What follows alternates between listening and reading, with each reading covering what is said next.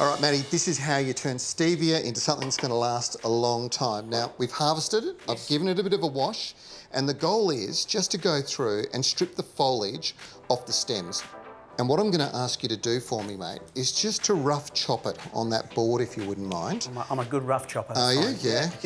What we're going to do is we're going to chop it up. I'll get you, when you've rough chopped it, just to throw it in that jar. Yeah. The whole idea of this is that we are going to open it up so some of the natural oils and that flavour, that sweetness that's in it comes out.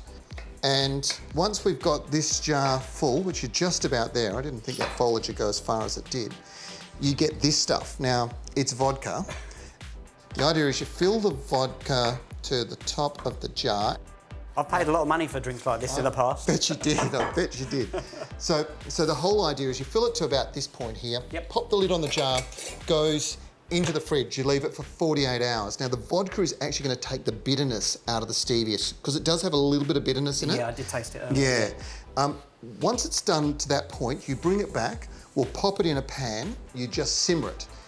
You don't want it to boil as such because you don't want to burn it. It burns the alcohol off then, right? Basically, the alcohol will come off. If you're boiling it, you'll achieve the same thing, but you'll end up with a really gluggy mixture. What we want is a nice syrup.